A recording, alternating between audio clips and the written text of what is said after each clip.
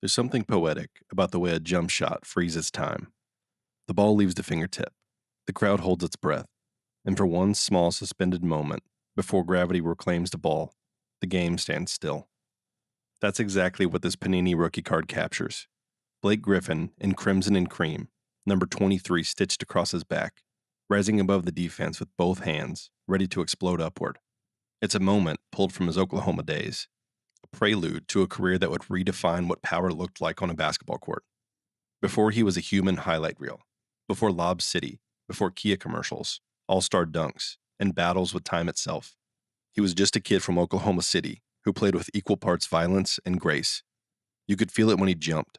Every rim-rattling slam carried a sense of purpose. Every rebound, a statement. Blake Griffin didn't just play basketball. He imposed it. And yet, for all the thunder in his game, there was always an undercurrent of poise, a balance between force and control, between dominance and composure. That balance, that duality, is what makes his story more than just one of athletic feats. It's about what happens when power meets pressure, when superstardom meets human fragility. This card, printed by Panini in his rookie season, immortalizes the threshold moment, the calm before his world turned electric, the Sooners jersey, the empty space in the air, the focus in his eyes. It's not just a rookie card. It's a snapshot of what happens right before someone changes the game. Before the posters, before the bright lights of Los Angeles, Blake Griffin's story began in gymnasiums that smelled like hardwood polish and effort.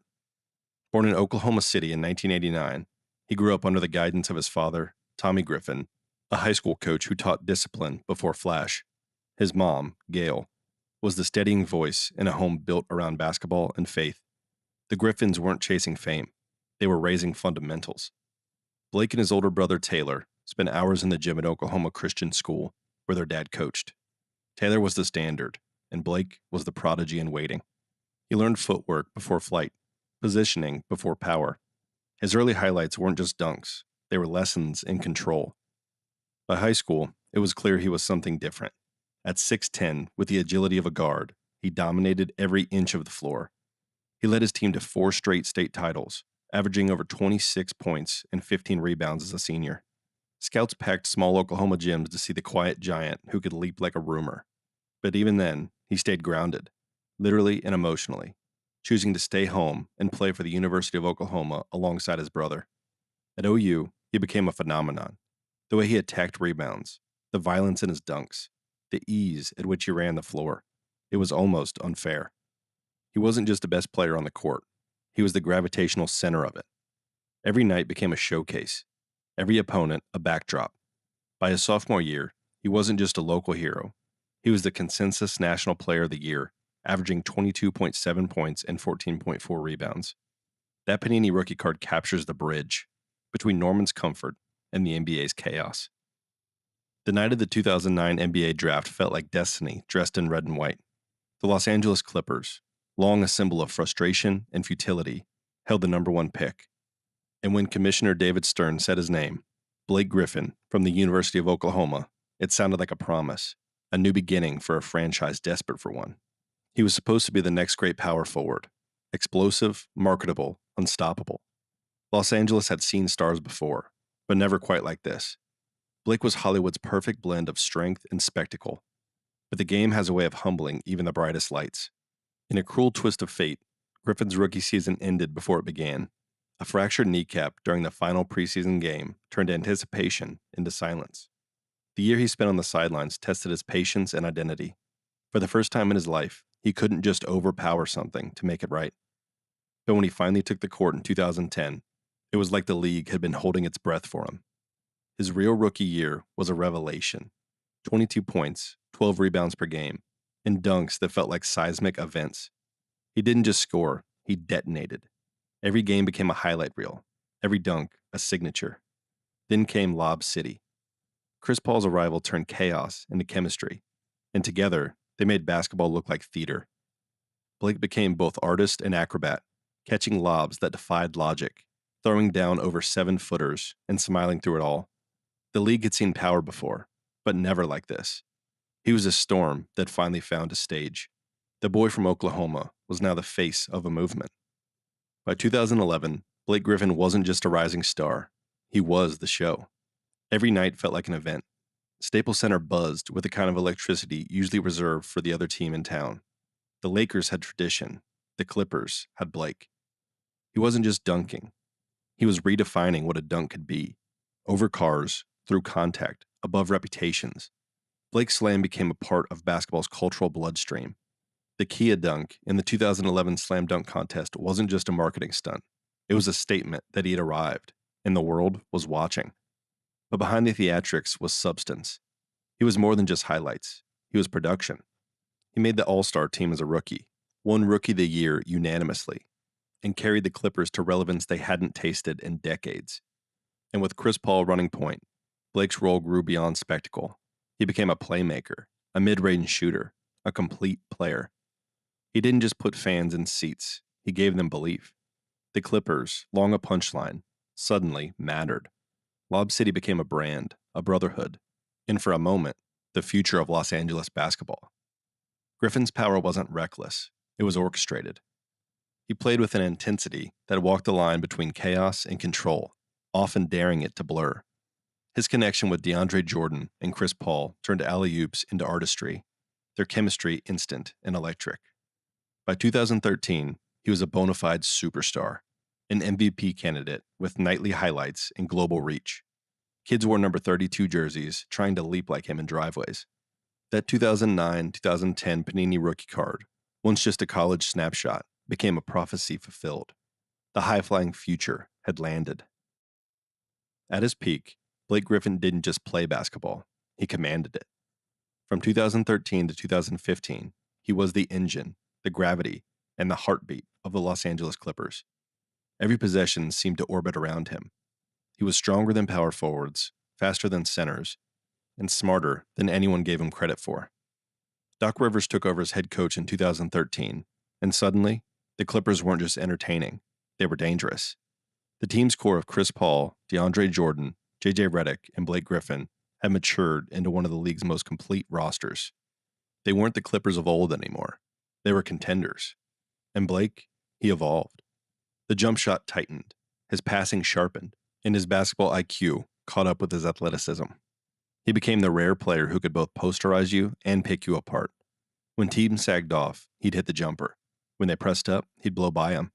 And if they dared to rotate late, he'd end it at the rim. The 2015 playoffs were his masterpiece. Against the Spurs, he was relentless, averaging 24, 13, and 10 in a first-round epic that felt like a personal statement. Then came the Game 7 war with Houston, where his brilliance burned even brighter, until it didn't. The Clippers blew a 3-1 lead, and in that collapse, something shifted. The highlights kept coming, but the innocence of Lob City was gone. The weight of expectations replaced the joy of surprise. Injuries began to creep in. Hamstring pulls, quad tears, a body stretched to its limits from years of impact. Still, in those prime years, there was a stretch where Blake Griffin was arguably the best power forward on earth.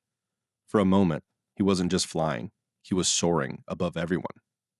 Every great rise comes with a turning point, the moment when gravity reminds you that it's still in charge. For Blake Griffin, that moment came quietly, disguised as routine injuries that slowly started adding up. Knees, quads, hands, each one taking a little more spring and a little more certainty.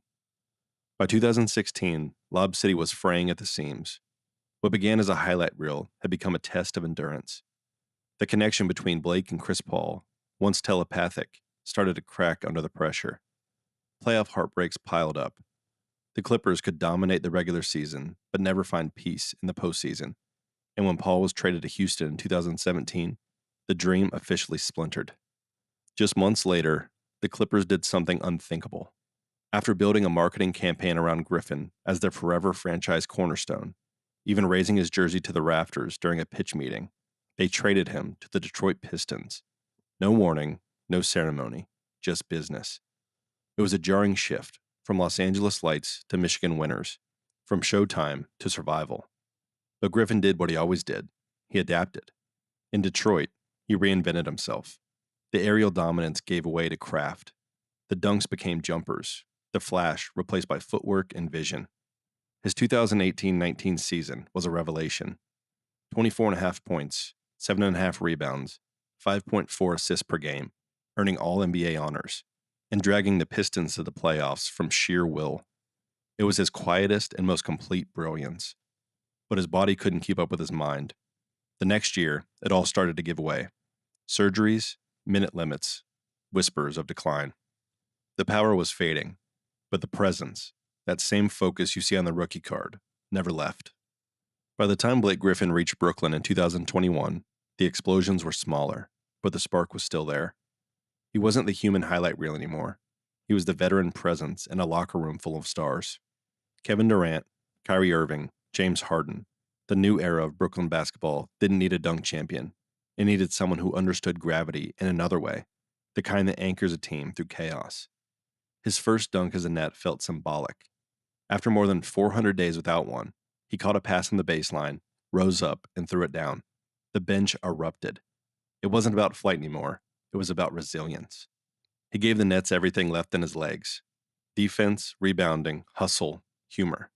He dove for loose balls, took charges on 7-footers, and played the space between the stars. He was no longer the show. He was the stability. Then came Boston, a final stop for a player who had long outgrown ego. In a Celtics uniform, Griffin became a veteran mentor, a glue guy, the player teammates loved hanging around. His minutes were limited, but his impact wasn't. Every game he played felt like an encore. Flashes of old dominance. Glimpses of the player who once made arenas quake. When the 2022-2023 season ended, so did the noise. No farewell tour, no spotlight, just quiet. The kind of quiet someone only at peace can have. He'd gone from being the league's most electrifying athlete to one of its most grounded veterans. The dunks faded, but the respect remained. And just like that, the game that once revolved around him moved forward. But Blake Griffin had already left his mark, right there in midair. Blake Griffin's legacy lives somewhere between art and aggression, between the roar of a crowd and the silence that follows a dunk so violent it leaves people stunned. He didn't just play basketball, he elevated the game. For a generation of fans, he was the face of momentum, the reason kids lowered their driveway rims and believed flight was possible. He gave basketball its spectacle back. In an era dominated by analytics and three-point shooting, Blake made every possession feel alive again. His game was a reminder that emotion still had a place in efficiency. But beyond the lights, there was evolution. Few players have reinvented themselves as gracefully as he did. He arrived in the league as a force of nature, raw, powerful, explosive. He left it as a craftsman, a passer, a student of the game. His late career transformation from superstar to role player wasn't a fall. It was an acceptance. The mark of someone who understood longevity isn't about staying the same, but adapting without losing yourself. He also helped shift what it meant to market the modern NBA. His charisma, comedic timing, and intelligence made him a media presence in ways few athletes managed. Commercials, interviews, even stand-up routines. Blake was as sharp off the court as he was athletic on it. And perhaps most importantly, he carried himself with humor and humility through it all. He never ran from expectations. He just learned how to carry them differently. That 2009-2010 Panini rookie card, that frozen moment of focus in an Oklahoma jersey, is no longer a beginning. It's a symbol of flight, of fight, of finding balance when the air runs out. Blake Griffin didn't just rise, he learned how to land. Hold that Panini rookie number 322 card in your hand. It feels like you're holding a prophecy sealed in cardboard. Blake Griffin, still in his Oklahoma crimson, rising toward a future only he could touch. There's no NBA logo yet, no hint of the years ahead, just pure potential suspended there in midair. That image is everything his story became, a moment before impact, the calm before the roar. It's the visual language of Blake Griffin's life in basketball, force and focus, motion and meaning. From Oklahoma City gyms to Norman, from Los Angeles to Detroit, Brooklyn to Boston, his journey traced the full spectrum of a career. He was the high flyer who gave fans goosebumps, the franchise cornerstone who carried the weight of a city, the star who found humor in the spotlight, and the veteran who learned to let go with grace. Most players are remembered for what they did, Blake Griffin will be remembered for how he did it. Every dunk was worth more than 2 points. It was a punctuation. Every setback became a sentence and a longer story about resilience. When the noise faded and the lights dimmed, he didn't chase legacy. He lived it. In the years since leaving the game, he's leaned into creativity, comedy, production, storytelling, showing the same curiosity that once drove him to reinvent his game. And that's the beauty of the card. It's not just a collectible, it's a timestamp, a before. A reminder that greatness doesn't always come from staying airborne, but from knowing when to come down and what to do once your feet hit the floor. Blake Griffin's power made us look up. His presence made us remember why.